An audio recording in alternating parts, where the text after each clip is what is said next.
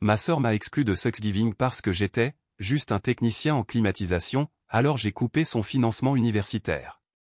Je suis elle, et laissez-moi vous dire que le dernier Thanksgiving fut un que je n'oublierai jamais. Ma famille a inventé un mensonge pour m'empêcher de venir dîner. Mais j'étais la seule exclue. Ils étaient assis autour de la table, riant, célébrant, agissant comme si je n'existais pas. Pourquoi? Parce que je ne suis qu'une technicienne en climatisation. Mais voici le clou du spectacle, c'est moi qui payais les frais de scolarité de ma sœur. La même sœur qui avait trop honte pour me reconnaître. La même famille qui prenait joyeusement mon argent mais ne voulait pas de moi à leur table. Alors j'ai pris une décision. Une décision qui allait tout changer. L'enseigne aux néons bourdonnante de mon atelier de chauffage, ventilation et climatisation vacillait dans le crépuscule alors que je fermais pour la nuit. L'air froid de Seattle mordait à travers ma veste, mais il y avait une chaleur dans ma poitrine. Thanksgiving n'était que dans quelques jours, et pour une fois, je n'aurais pas à m'inquiéter des bons de travail ou des réparations d'urgence. J'avais tout mis en place, les travaux planifiés, les primes préparées pour mon équipe, et j'avais même choisi une bonne bouteille de vin à apporter pour le dîner. Alors que je montais dans mon camion, mon téléphone a sonné. Le nom de ma mère s'est allumé sur l'écran. J'ai souri, m'attendant à son appel habituel d'avant-fête pour savoir quelle tarte je devais apporter, noix de pécan ou citrouille. Mais quand j'ai décroché, le ton de sa voix m'a immédiatement glacé le sang. Elle, ma chérie, je voulais te parler de Thanksgiving, a-t-elle dit. Quelque chose n'allait pas, maman avait toujours une certaine vivacité dans la voix, une efficacité sèche. Mais maintenant, elle semblait hésitante, comme si elle était sur le point de dire quelque chose qui ne me plairait pas, bien sûr, qu'est-ce qu'il y a, ai-je répondu, en passant la vitesse de mon camion. Il y a eu une pause, juste assez longue pour que mon estomac se serre. Nous pensons qu'il serait préférable que tu ne viennes pas dîner cette année. J'ai failli dévier dans la voix d'un accent grave côté. Attends, quoi? Ma prise sur le volant s'est resserrée. Comment ça, ne pas venir dîner? Nous faisons toujours Thanksgiving ensemble. Maman a poussé un léger soupir, le genre qu'elle utilisait quand elle était sur le point de me servir une série de sornettes bien répétées. Eh bien, c'est juste que cette année, nous faisons les choses un peu plus formellement. Le petit ami de Sarafina amène ses parents, et nous avons juste... Eh bien. Nous avons pensé qu'il serait peut-être mieux que ce soit juste la famille proche. Je me suis moqué, la poitrine serrée. Je suis de la famille proche, maman. Bien sûr que tu le es, ma chérie, a-t-elle dit rapidement, sa voix dégoulinant d'une sincérité forcée. C'est juste, tu sais comment ces familles de professionnels peuvent être. C'est important pour Sarafina de faire bonne impression. Et voilà. Le message sous-jacent m'a frappé comme un coup de poing dans le ventre. Alors quoi, maman? Parce que je ne porte pas de costume-cravate, je ne suis pas assez bien pour m'asseoir à la table? Ma voix s'est élevée, la colère bouillonnant sous ma peau. Elle, ne fait pas de ça une affaire personnelle. J'ai laissé échapper un rire sans joie. Oh, je vois. Donc ce n'est pas à propos de moi? C'est juste pour s'assurer que Sarafina ne soit pas embarrassée par sa modeste sœur, c'est ça? Elle n'a pas répondu. Ce silence suffisait. Je n'arrive pas à y croire, ai-je marmonné. Elle, ma chérie, ce n'est qu'un dîner. Nous nous rattraperons. Peut-être un brunch en famille le week-end prochain, a-t-elle offert, comme si cela pouvait adoucir le coup. J'ai raccroché. Je suis resté assise là un moment, agrippant le volant, ma respiration courte. Un dîner. Un dîner. Après des années à aider Sarafina, à payer ses frais de scolarité, à m'assurer qu'elle n'ait jamais à s'inquiéter de quoi que ce soit. Et maintenant, je n'étais pas assez bien pour être dans la même pièce que la famille de son petit ami. Alors que j'étais assise là dans l'immobilité de mon camion, mon téléphone a de nouveau vibré. Un texto de ma cousine, Geneviève, je dois te dire quelque chose. C'est à propos de Thanksgiving. J'ai hésité avant d'ouvrir le message. J'ai surpris une conversation entre maman et Sarafina l'autre jour. Sarafina lui a dit qu'elle ne voulait pas que tu sois là parce qu'elle avait peur que ça la fasse mal paraître devant les parents de Dorian, disait-il, et je cite, « Je ne veux pas qu'ils pensent que nous venons d'un milieu ouvrier. » J'ai lu le message 2 fois, mon estomac se nouant. Ma propre sœur, la même dont je payais les manuels, les frais de scolarité et le loyer depuis des années, avait honte de moi, honte du travail que je faisais, honte de la vie que j'avais bâtie de mes propres mains. J'ai eu envie de jeter mon téléphone contre le tableau de bord, mais je suis juste restée assise là, le serrant si fort que mes articulations sont devenues blanches. En y repensant, j'aurais dû voir les signes, la façon dont elle ne m'invitait jamais à ces événements universitaires, la façon dont elle changeait de sujet quand ses amis demandaient ce que je faisais dans la vie, la façon dont elle ne m'a jamais présenté son petit ami bien qu'ils soient ensemble depuis près d'1 an. J'avais ignoré ça, me convainquant que j'étais paranoïaque. Mais ça, c'était indéniable.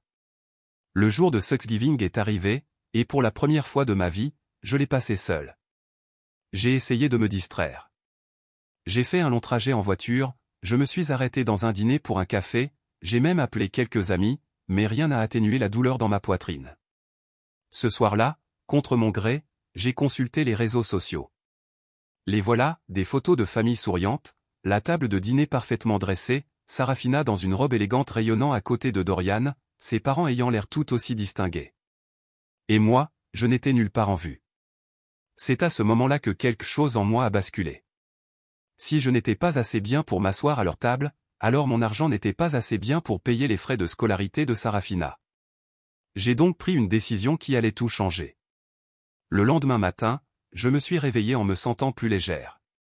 Ce n'était pas du soulagement, exactement, plutôt de la clarté, le genre qui ne vient que lorsqu'on arrête enfin de trouver des excuses aux gens qui ne les méritent pas. J'ai préparé mon café, je me suis assise à la table de la cuisine et j'ai sorti mon ordinateur portable. Me connecter au portail de paiement de l'université était devenu une seconde nature pour moi au fil des ans. Je connaissais le mot de passe du compte de Sarafina mieux que mon propre identifiant de streaming. Date d'échéance, 2 semaines, solde, 21 500 $. J'ai fixé le chiffre, mes doigts planant au-dessus du pavé tactile. J'avais couvert chaque semestre depuis qu'elle avait commencé la faculté de droit, sans jamais hésiter. Mais cette fois, mon curseur s'est déplacé vers « Supprimer le mode de paiement ». Une petite fenêtre est apparue, « Êtes-vous sûr de vouloir supprimer ce compte en tant que payeur ?» Cette action est irréversible. J'ai cliqué sur « Oui » sans la moindre hésitation. À la seconde où j'ai refermé mon ordinateur, mon téléphone a vibré sur la table. Le nom de ma mère a clignoté sur l'écran. Je l'ai laissé sonner. Puis il a sonné encore, et encore. Au 4e appel, j'ai soupiré et décroché, me préparant déjà. Elle ? La voix de maman était vive, exaspérée, comme si elle était déjà en pleine dispute avant même que je ne réponde. Qu'est-ce que tu fabriques ? J'ai pris une longue gorgée de mon café. Bonjour à toi aussi, maman. Ne joue pas à des jeux avec moi, a-t-elle lancé sèchement. Sarafina vient d'appeler, hystérique, disant que tu as coupé son paiement de scolarité. Dis-moi que ce n'est pas vrai. Oh, c'est vrai, ai-je dit d'un ton plat. Silence, puis une inspiration brusque. Et là, comment peux-tu être si cruel ? Cruel ? J'ai ri, un son court et sans joie. C'est un choix de mots intéressant, considérant que c'est elle qui m'a fait désinviter de Thanksgiving parce qu'elle avait honte de moi. Elle essayait juste de faire bonne impression sur la famille de Dorian, a argumenté maman, son ton passant à ce mode mielleux et culpabilisant qu'elle utilisait toujours quand elle voulait quelque chose de moi. Tu sais comment ces choses fonctionnent. Elle est jeune. Elle ne réfléchit pas aux choses. Elle a 24 ans, maman. Elle est assez grande pour savoir exactement ce qu'elle fait. Une autre pause.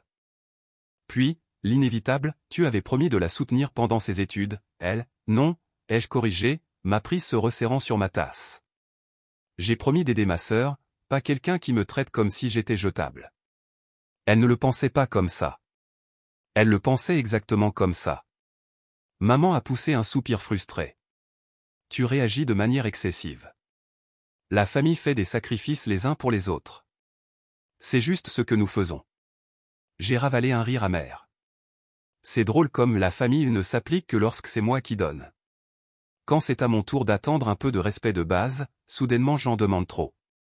Elle en a besoin, elle, moi aussi. Maman est restée silencieuse. Pour une fois, elle n'avait pas de réplique immédiate. Pas de phrase répétée sur ce qui est le mieux pour la famille ou comment l'avenir de Sarafina dépendait de moi. J'ai laissé le silence s'étirer avant de parler à nouveau, ma voix stable. J'ai fini, maman. Je suis sérieuse. J'ai passé des années à payer pour son éducation, à couvrir toutes ses dépenses, à m'assurer qu'elle n'ait jamais à s'inquiéter de quoi que ce soit. Et la seule fois, La seule fois où j'avais besoin qu'elle me reconnaisse simplement, elle a choisi de m'effacer à la place. Maman a expiré, exaspérée. Tu es tellement dramatique. Je pense que nous avons terminé ici, ai-je dit, ignorant la vive piqûre dans ma poitrine. Elle, attends. J'ai raccroché. Pendant un long moment, je suis resté assise là, mon pouls martelant contre mes côtes. Je l'avais fait. Je l'avais vraiment fait. J'aurais dû me sentir coupable. Peut-être qu'une partie de moi l'était, mais elle était si petite, si enfouie sous des années de ressentiment que je l'ai à peine remarquée. À la place, j'ai ressenti autre chose, quelque chose de dangereusement proche de la satisfaction. Je suis resté assise dans la pénombre de mon salon, le bourdonnement de la ville à l'extérieur parvenant à peine à travers les épaisses fenêtres en verre. La tasse de café à moitié vide sur la table était froide depuis longtemps, mais je n'ai pas bougé. Mon esprit était trop occupé à démêler des années de souvenirs, chacun étant une pièce d'un puzzle que j'avais refusé de voir clairement jusqu'à présent. Sarafina avait honte de moi depuis longtemps, je n'avais simplement pas voulu l'admettre. Les signes avaient toujours été là. Je me souvenais du Noël dernier, quand elle avait organisé une grande fête pour ses amis de la faculté de droit. Je ne l'avais appris que par une publication Instagram égarée, son visage souriant au premier plan, avec une légende sur le thème « Célébrer le succès avec les meilleures personnes ». Je n'avais pas été invité.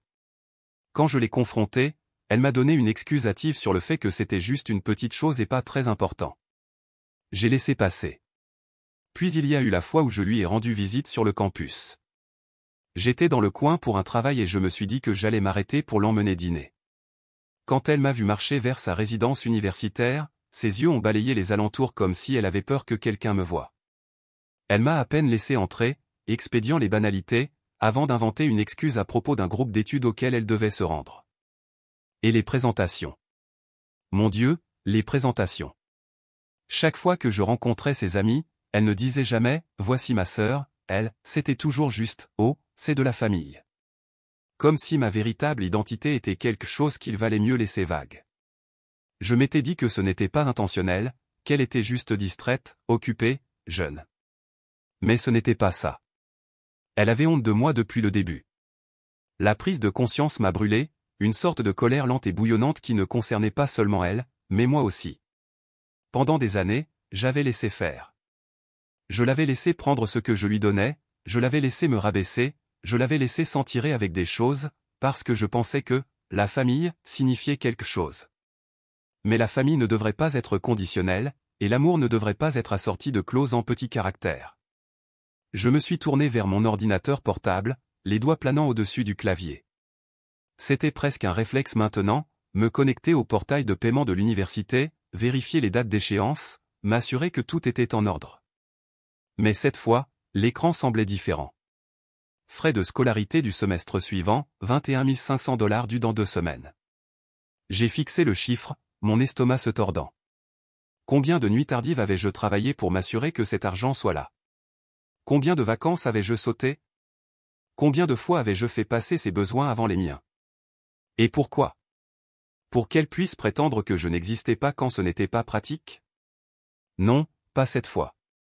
J'ai attrapé mon téléphone et composé le numéro du service financier de l'université. Une voix polie a répondu après 2 sonneries. Comment puis-je vous aider aujourd'hui? Je dois me retirer en tant que payeur d'un compte, ai-je dit, ma voix stable. Il y a eu une pause. Êtes-vous sûr? Cela aura un impact sur le statut d'inscription de l'étudiante. J'ai fermé les yeux et pris une lente respiration. J'avais passé des années à être sûr de choses qui ne méritaient pas ma certitude, mais ceci. J'en suis sûr. Le processus a pris moins de 5 minutes, quelques questions de vérification, une confirmation finale, et juste comme ça, c'était fait. J'ai posé mon téléphone et expiré, attendant que la culpabilité s'installe. Elle n'est pas venue. À la place, tout ce que j'ai ressenti, c'était une sorte de soulagement étrange et inconnu. Pour la première fois depuis des années, je ne portais pas le fardeau de quelqu'un d'autre. Mais je savais aussi que ce n'était que le début. Et quand Sarafina le découvrirait, elle allait perdre la tête. Le premier appel est arrivé moins de 24 heures plus tard. J'étais à mi-chemin de mon café du matin quand mon téléphone a vibré sur le comptoir. J'ai jeté un coup d'œil à l'écran, sachant déjà de qui il s'agissait avant même de voir son nom, Sarafina. Je l'ai laissé sonner. Il a sonné encore et encore, puis une quatrième fois. J'ai expiré lentement, ma prise se resserrant autour de la tasse. Je n'étais pas prête pour cette conversation. En fait, non, je ne lui devais tout simplement pas cette conversation. La sonnerie a cessé, et une notification de messagerie vocale est apparue. Contre mon gré, j'ai appuyé sur lecture. C'est quoi ce bordel? Je viens de recevoir un email de l'université disant que mon paiement de scolarité a été refusé. Ça doit être une erreur. Rappelle-moi. Sa voix était stridente, paniquée. J'ai posé mon téléphone, prenant une autre gorgée de café, la laissant mariner. Un autre appel, puis un autre, puis un texto, si tu ne règles pas ça, je ne pourrai pas m'inscrire le semestre prochain. Tu ne peux pas me faire ça. J'ai tapé une réponse, pas mon problème. Mais avant d'appuyer sur envoyer, je me suis arrêté. Quel était l'intérêt? Elle ne comprendrait jamais. Aucun texto de ma part ne lui ferait soudainement voir les années d'efforts que j'avais consacrées à lui faciliter la vie. Elle ne voyait que ce qu'elle avait perdu, pas ce qu'on lui avait donné. J'ai supprimé le message et mis mon téléphone en silencieux, car je savais déjà ce qui allait suivre. Sarafina n'était pas le genre de personne à accepter les conséquences en silence. Quand elle a réalisé que je ne répondais pas, elle s'est tournée vers la meilleure alternative, Dorian. Elle s'est présentée à son appartement, les cheveux en désordre, les yeux écarquillés de panique. Il avait à peine ouvert la porte qu'elle le bousculait, faisant les 100 pas dans son salon. Je n'arrive pas à y croire, souffla-t-elle, les mains sur les tempes. Elle m'a coupé les vivres, comme ça. Sans avertissement, sans explication, rien. Dorian fronça les sourcils, fermant la porte derrière elle. Attends. Elle? Ta sœur? Elle? Oui, lança-t-elle sèchement. Je viens de recevoir l'email. Mon paiement de scolarité n'est pas passé. J'ai essayé de l'appeler, mais elle ne me répond pas. Dorian s'assit sur le canapé, sa confusion évidente. Attends une minute. Je pensais que tes parents payaient tes études. Sarafina se figea. Pour la première fois depuis des années, elle n'avait pas d'excuse toute prête. Elle ne lui avait jamais dit que c'était elle qui payait. Eh bien, je veux dire, ils aident, mais elle couvrait la plus grande partie, marmonna-t-elle, évitant soudainement son regard. Le front de Dorian se plissa. La plus grande partie? On parle de combien? Elle laissa échapper un rire nerveux. Je ne sais pas. Quelques paiements par-ci par-là. Sarafina. Sa voix était vive maintenant. Combien? Elle déglutit. La totalité. Son expression s'assombrit. Alors, si je comprends bien. Ta sœur paie tes études depuis le début, et tu m'as laissé croire que tes parents couvraient les frais? Elle fit un geste de la main comme pour balayer l'affaire. Ce n'est pas si important. Dorian la coupa. Étage, elle n'a pas été invitée à Thanksgiving? C'était quoi cette histoire? Le visage de Sarafina devint rouge. Ça, c'était différent. Comment? Elle ouvrit la bouche, mais aucun mot ne sortit. Et c'est là que Dorian a tout compris. La sœur qui paie l'intégralité de tes études n'était pas assez bien pour s'asseoir à la table du dîner avec la famille de ton petit ami? Sa voix était étrangement calme, mais il y avait une pointe d'acier, comme s'il en avait fini. Sarafina se dépêcha d'expliquer. Tu ne comprends pas, Dorian. C'était juste une question d'apparence, pour faire bonne impression. Ce n'est pas que je n'apprécie pas ce qu'elle a fait, mais elle ne comprend pas le monde dont j'essaie de faire partie. Dorian laissa échapper un lent soupir, secouant la tête. Tu veux dire le monde où tu mens sur tes origines, le monde où les gens qui t'aident vraiment ne sont pas assez distingués pour être reconnus? Sa gorge se serra. Waouh. Ce fut la seule chose qu'il dit avant de se lever et de prendre ses clés. Sarafina cligna des yeux. Attends, où vas-tu? Dorian la regarda comme s'il la voyait pour la première fois. J'ai besoin d'espace. Son estomac se serra. Tu es sérieusement en colère contre moi pour ça? Dorian ne répondit pas. Il sortit simplement, et pour la première fois, Sarafina réalisa qu'elle avait peut-être perdu plus que ses frais de scolarité. Ce soir-là, mon téléphone vibra avec un dernier texto d'elle, j'espère que tu es contente. Tu viens de ruiner ma vie. Je fixai l'écran, attendant que la culpabilité s'installe. Elle n'est pas venue. J'ai juste posé mon téléphone et fini mon café, car si elle pensait que j'avais ruiné sa vie, elle était sur le point d'apprendre qu'elle l'avait fait toute seule. L'appel suivant n'était pas de Sarafina. C'était de ma mère. J'ai regardé l'écran, son nom brillant comme un avertissement, Margot Callaway. Je pouvais déjà entendre le ton qu'elle utiliserait, la déception soigneusement mesurée, les soupirs doux qui portaient plus de poids que les mots, le message sous-jacent que je l'avais d'une manière ou d'une autre déçu. Je l'ai laissé sonner 2 fois avant de répondre. Elle? La voix de maman était vive, urgente. Je viens de raccrocher avec Sarafina. Elle est hystérique. Je me suis adossé au comptoir de ma cuisine, resserrant ma prise sur ma tasse de café. Oui, peut-être qu'elle aurait dû y penser avant de me traiter comme si je n'existais pas, elle, gronda-t-elle, sa voix prenant ce ton maternel de « j'essaie d'être raisonnable ». C'est ta sœur. Tu ne peux pas l'abandonner comme ça. J'ai expiré par le nez, me forçant à rester calme. Je ne l'ai pas abandonnée. J'ai juste arrêté de financer son style de vie. C'est juste une enfant. J'ai ri, un son court et sans joie. Maman, elle a 24 ans. Elle ne sait pas comment gérer ce genre de revers, insista maman. Si elle doit t'abandonner, ça ruinera son avenir. Ah, voilà. La vraie raison pour laquelle elle appelait, pas pour me demander comment j'allais après avoir été exclu de Thanksgiving, pas pour s'excuser de la façon dont j'avais été traité. Non, il s'agissait de limiter les dégâts, de réparer le gâchis que Sarafina avait fait de sa vie, et j'étais censé être celle qui nettoierait à nouveau. Je suis restée silencieuse, attendant son prochain coup. Elle, s'il te plaît, maman s'adoucit, sentant ma résistance. Tu sais à quel point elle a travaillé dur pour en arriver là. J'ai ravalé le goût amer qui me montait à la gorge. Et où était-elle quand je travaillais double service pour m'assurer qu'elle n'ait jamais à contracter de prêt, maman? Où était-elle quand elle t'a laissé me désinviter de Thanksgiving, parce qu'elle avait honte de moi? Maman a poussé un long soupir exaspéré. Tu donnes à ça plus d'importance que nécessaire. J'ai failli laisser tomber ma tasse. Tu es sérieuse, maman? Elle m'a effacé. Elle m'efface depuis des années. Elle n'appelle maintenant que parce qu'elle a perdu son filet de sécurité. C'est la famille, insista maman.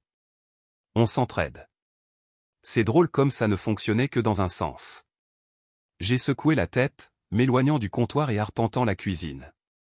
Non, maman. Je l'ai aidée. J'ai couvert ses frais de scolarité. Je me suis assuré qu'elle ait un toit sur la tête. Je lui ai donné un avenir. Et elle ne pouvait même pas me donner une place à cette fichue table de dîner. Elle a peur, elle est jeune. Elle est égoïste, ai-je corrigé. Et j'en ai fini de nettoyer après elle. Il y eut une longue pause. Puis, d'une voix codée de patience forcée, maman demanda, « Alors, tu t'attends à ce qu'elle fasse quoi? Juste abandonner? » Pas mon problème, dis-je platement. Elle, prévint elle. Je suis sérieuse, maman, dis-je, déjà épuisée. Trouver quelqu'un d'autre pour payer la note. Comme qui, rétorqua-t-elle. Ton père et moi ne pouvons pas nous le permettre. Tu le sais. Et voilà, la vérité enfouie sous toute la culpabilisation. Elle ne s'attendait jamais à ce que Sarafina s'en sorte seule. Elle s'attendait à ce que je cède. Mais cette fois, je ne le ferai pas, je suppose que Sarafina va devoir apprendre à vivre comme nous tous, dis-je, tendant la main pour le bouton de fin d'appel. Elle. Clic. Les quelques heures suivantes furent calmes. Trop calmes.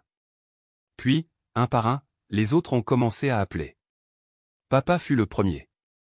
Elle, ça va trop loin. Sa voix grave gronda au téléphone. Tu punis ton propre sang.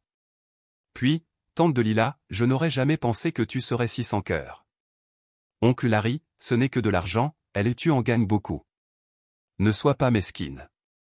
Cousin, amis de la famille, même des gens à qui je parlais à peine, tous intervenant avec une version de « elle, comment as-tu pu ?» C'était presque impressionnant, vraiment, la rapidité avec laquelle il s'était rallié derrière Sarafina, la facilité avec laquelle il m'avait transformé en méchante. Aucun d'entre eux ne m'avait défendu quand j'avais été exclu de Thanksgiving. Aucun d'entre eux n'avait appelé pour savoir comment je me sentais.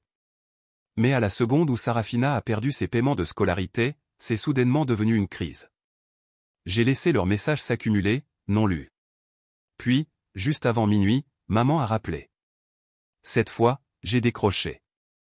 Laisse-moi deviner, dis-je, ma voix plate. Vous avez rassemblé toute la famille et décidé d'organiser une intervention. Elle, ce n'est pas drôle. Non, ai-je convenu. C'est pathétique. Maman a pris une grande inspiration. Comment oses-tu? Comment j'ose? J'ai laissé échapper un rire court et amer. Où étiez-vous tous quand je travaillais les week-ends, que je faisais des heures supplémentaires, pour m'assurer que Sarafina ait tout ce dont elle avait besoin? Silence. Où étiez-vous quand elle prétendait que je n'existais pas? Quand elle me cachait de ses amis? Quand elle a très clairement fait savoir que ma vie, mon travail, n'était pas assez bien pour elle? Maman s'est raclé la gorge. Elle, ce n'est pas comme ça. C'est exactement comme ça, ai-je lancé. Et laissez-moi être très clair, maman. J'ai fini. Sarafina est seule. J'ai raccroché, et je pensais chaque mot. Mais Sarafina, elle, n'avait pas fini de se battre. Au début, c'était subtil, un regard insistant d'un client de longue date, une hésitation dans la voix des amis de la famille quand il me parlait. J'ai ignoré ça, me convainquant que je l'imaginais. Puis un après-midi, alors que je terminais une inspection de routine pour Madame Carter, une femme qui utilisait mes services de CVC depuis des années, elle m'a jeté un regard accusateur. Je n'aurais jamais pensé que vous abandonneriez votre propre sœur comme ça, et là, a-t-elle dit, sa voix portant cette même nuance de jugement que j'avais appris à trop bien reconnaître. Je me suis figé, agrippant le porte-bloc dans mes mains. Pardon? Elle a secoué la tête, soupirant de façon dramatique. La famille est censée prendre soin les uns des autres. Je ne pensais tout simplement pas que vous étiez le genre de personne à tourner le dos à votre propre sang. Voilà. J'ai forcé un sourire crispé. Eh bien, Madame Carter, je suppose que ça dépend de la version de l'histoire que vous avez entendue. Elle a pincé les lèvres mais n'a rien dit d'autre. Et je ne lui ai pas donné la satisfaction d'une explication.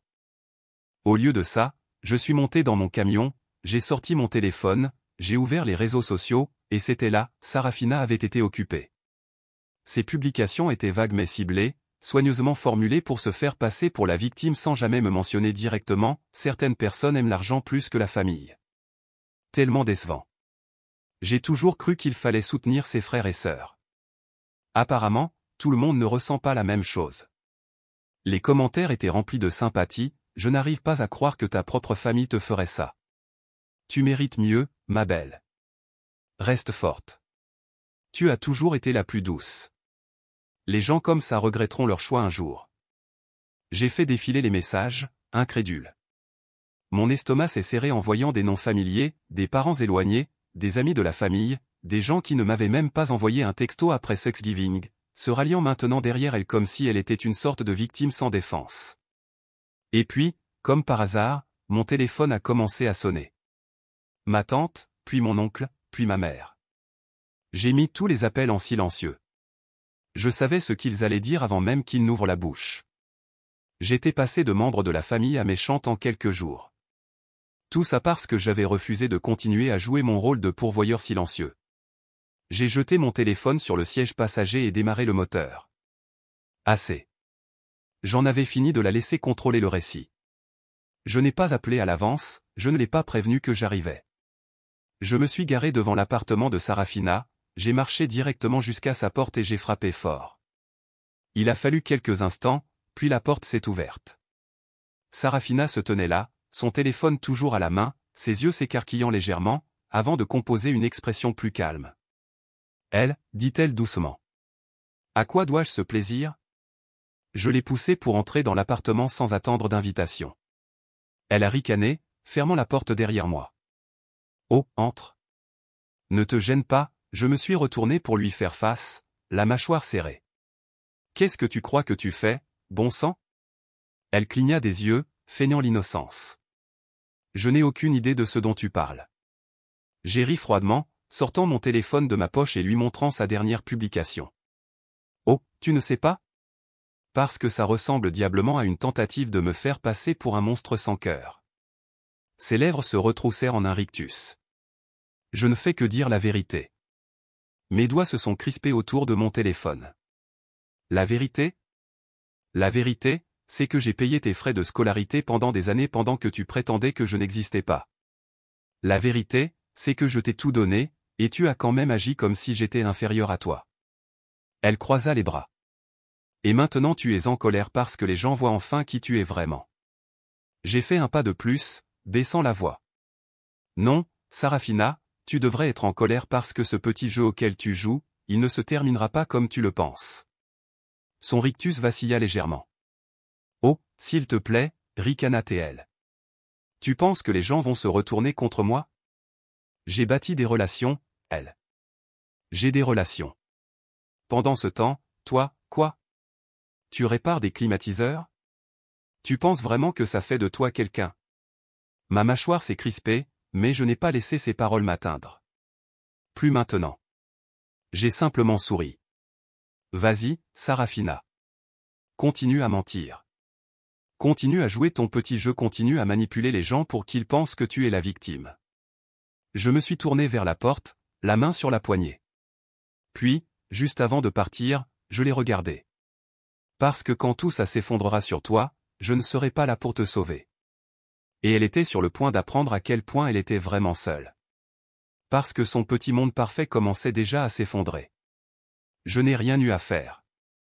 Sarafina avait passé des années à construire une vie sur des ressources empruntées, mon argent, mes sacrifices, mon silence. Mais maintenant que je lui avais coupé les vivres, les fondations sous ses pieds s'effondraient.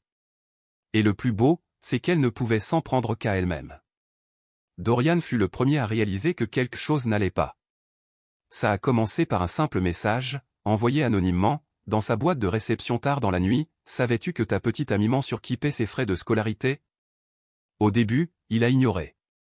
Des trolls d'internet, des gens qui n'ont rien de mieux à faire.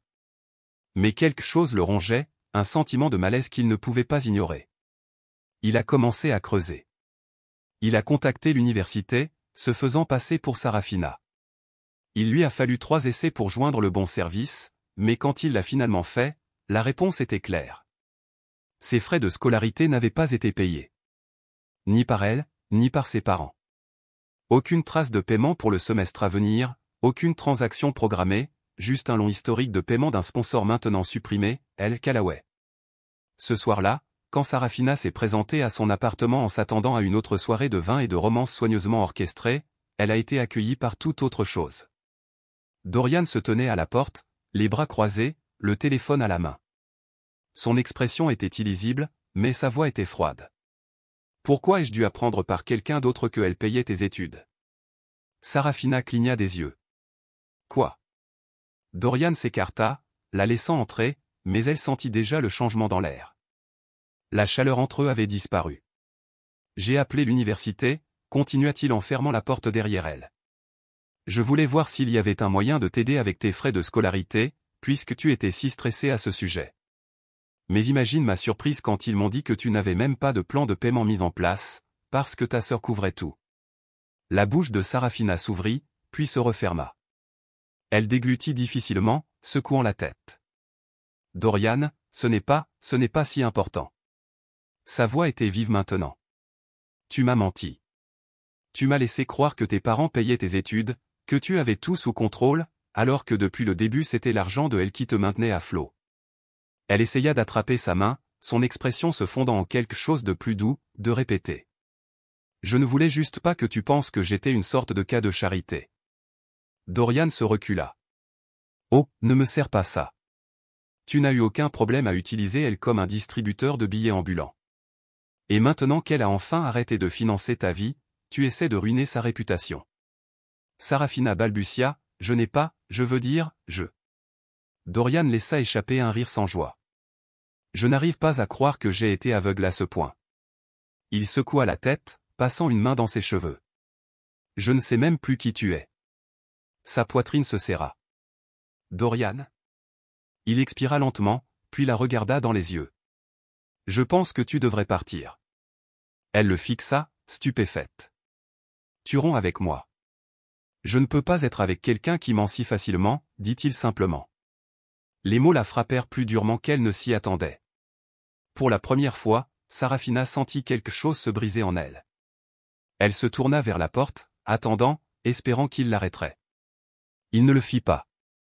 Le lendemain matin, elle se réveilla avec quelque chose d'encore pire. Elle avait à peine dormi, les yeux gonflés de larmes, son téléphone serré dans ses mains, attendant un message de Dorian qui ne vint jamais. Mais il y avait une autre notification qui l'attendait, un email.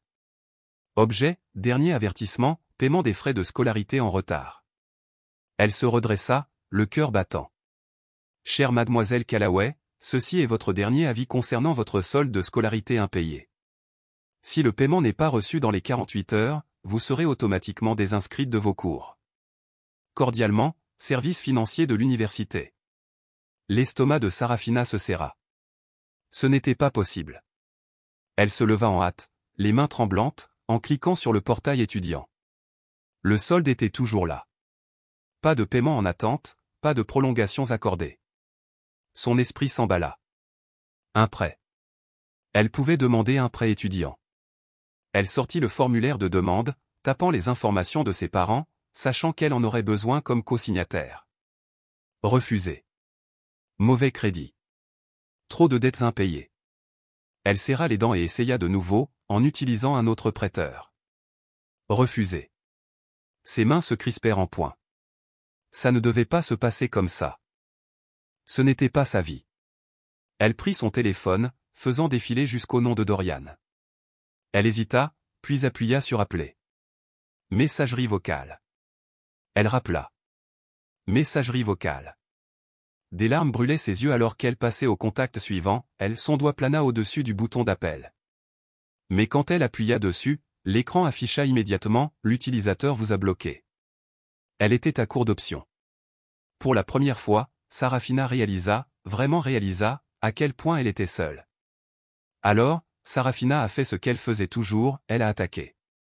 J'étais au milieu d'une réunion d'équipe quand la porte d'entrée de mon bureau s'est ouverte violemment, si fort qu'elle a fait vibrer la vitre. La conversation autour de moi s'est instantanément éteinte. Toutes les têtes dans la pièce se sont tournées vers l'entrée, et elle était là.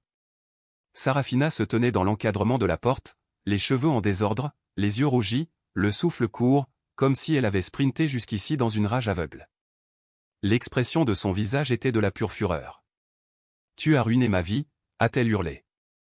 J'ai posé mon porte-bloc, expirant lentement. C'est reparti. Non, dis-je en gardant ma voix égale. J'ai arrêté de payer pour elle. Tu l'as ruinée toi-même. Un silence tomba sur le bureau. Les employés s'arrêtèrent en pleine tâche.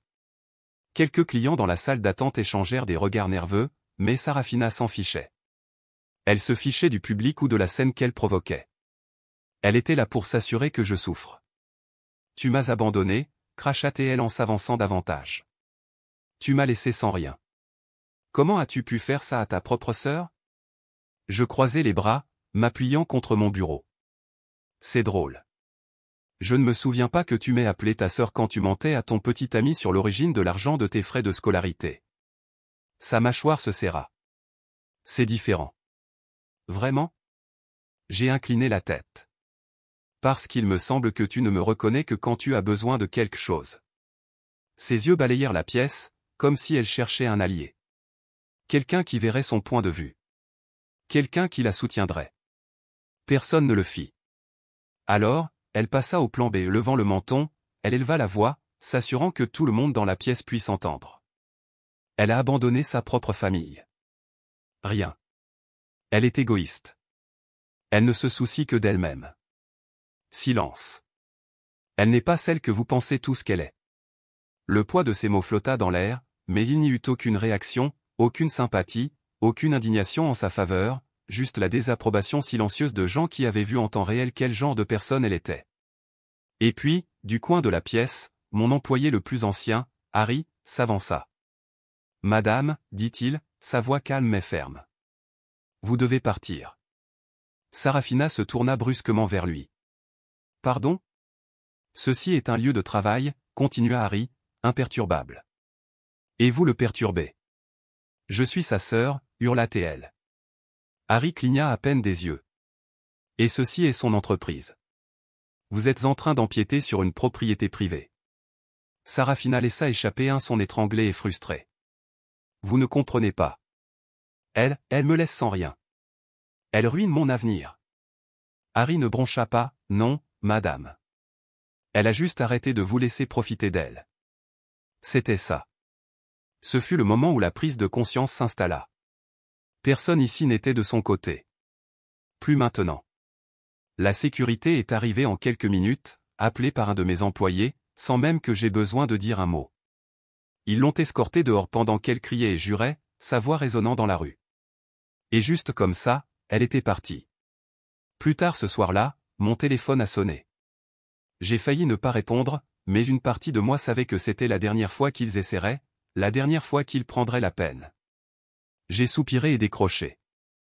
Elle, nous devons parler. La voix de maman était tendue, sa performance habituelle de douce préoccupation à bout de souffle. Je n'ai pas répondu. Papa s'est raclé la gorge. Écoute, ma chérie, peut-être que les choses ont dérapé, mais Sarafina est jeune. Elle a besoin d'aide. J'ai fermé les yeux, pressant le téléphone plus près de mon oreille. Laissez-moi deviner. Vous pensez que je devrais l'aider? Maman a expiré brusquement. Elle, allez. Peut-être qu'on peut trouver un arrangement. Tu réussis bien, après tout. J'ai ri, un rire bas et amer. Ah, dis-je en étirant mes jambes sur le canapé. Alors, maintenant je fais de nouveau partie de la famille, quand vous avez besoin de mon argent. Elle, ne sois pas comme ça, dit papa, sa voix raide. Nous pensons juste que, non.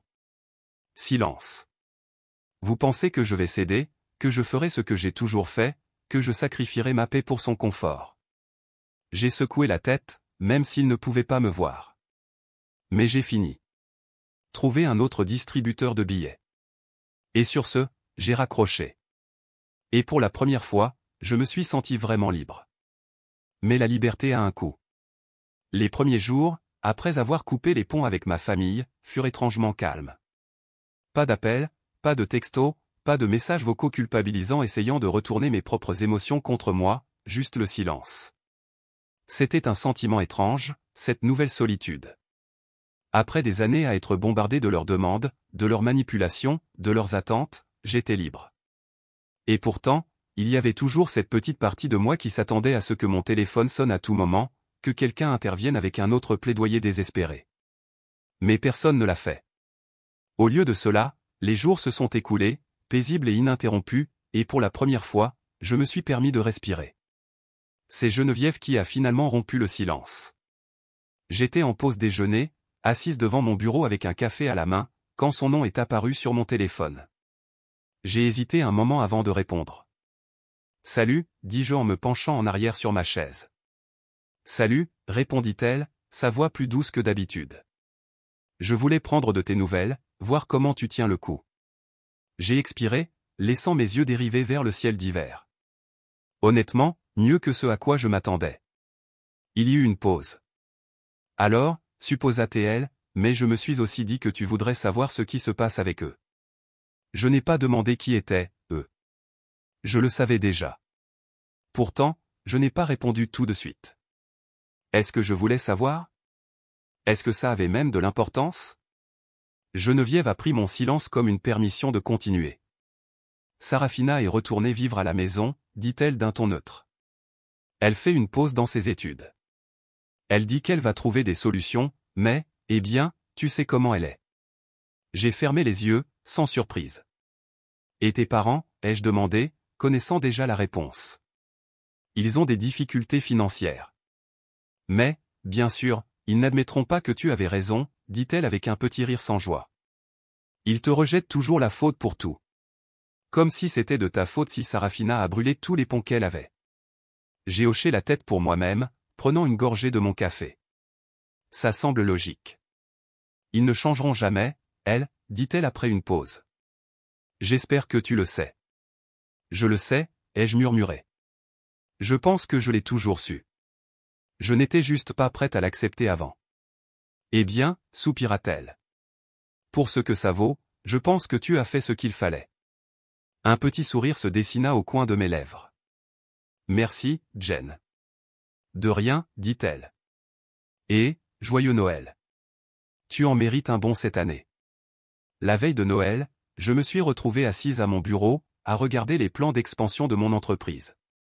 Elle se développait plus vite que je ne l'avais jamais imaginé. Plus de clients, plus d'employés, plus d'opportunités. Pendant si longtemps, mon succès avait semblé être quelque chose que je devais minimiser, quelque chose pour lequel je devais m'excuser. Mais plus maintenant. Je n'avais pas honte de la vie que j'avais construite. J'investissais en moi maintenant, pas dans des gens qui ne me voyaient que comme un compte en banque ambulant. Et c'était la réalisation la plus libératrice de toutes. Ce soir-là, alors que je me préparais à aller au lit, mon téléphone a vibré sur la table de nuit. J'ai jeté un coup d'œil à l'écran. Un texto de ma mère, joyeux Noël. Tu nous manques. Parlons. J'ai fixé le message pendant un long moment, mes doigts planant au-dessus de l'écran. Il y a un an, j'aurais sauté sur l'occasion. Je me serais laissé guider par la culpabilité. J'aurais douté de moi-même. J'aurais cédé.